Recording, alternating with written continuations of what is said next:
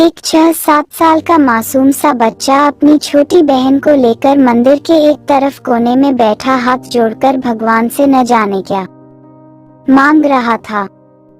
कपड़े में मैल लगा हुआ था मगर निहायत साफ, उसके नन्हे नन्हे से गाल आंसुओं से भीग चुके थे। बहुत लोग उसकी तरफ आकर्षित थे और वह बिल्कुल अनजान अपने भगवान से बातों में लगा हुआ था।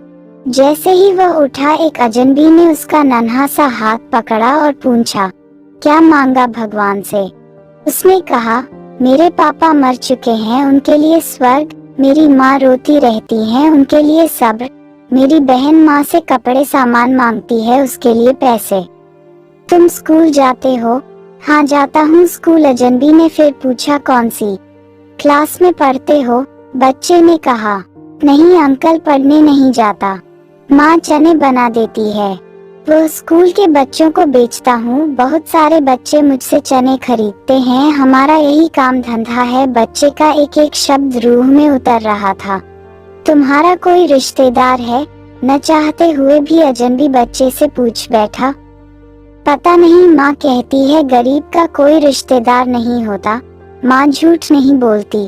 पर अंकल, मुझे लगता है मेरी माँ कभी कभी झूठ बोलती है, जब हम खाना खाते हैं तब हमें देखती रहती है।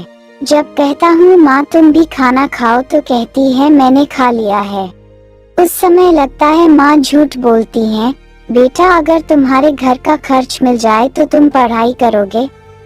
बिल्कुल नहीं, पढ़ाई करने वाले गरीबों से नफरत करते हैं। अंकल, हमें किसी पढ़े हुए ने कभी नहीं पूछा, पास से गुजर जाते हैं।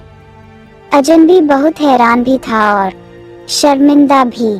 फिर उसने कहा, हर दिन इसी मंदिर में आता हूँ, कभी किसी ने नहीं पूछा। यहाँ सब आने वाले मेरे पिताजी को जानते थे, मगर हमें कोई नहीं जानता। बच्चा यह कहकर जोर जोर से रोने लगा। अंकल, जब बाप मर जाता है तो सब अजनबी क्यों हो जाते हैं? मेरे पास इसका कोई जवाब नहीं था। ऐसे कितने मासूम होंगे जो हसरतों से घायल हैं। बस एक कोशिश कीजिए और अपने आसपास के ऐसे जरूरतमंद यतीमों, बेसहाराओं को ढूंढिए और उनकी मदद कीजिए।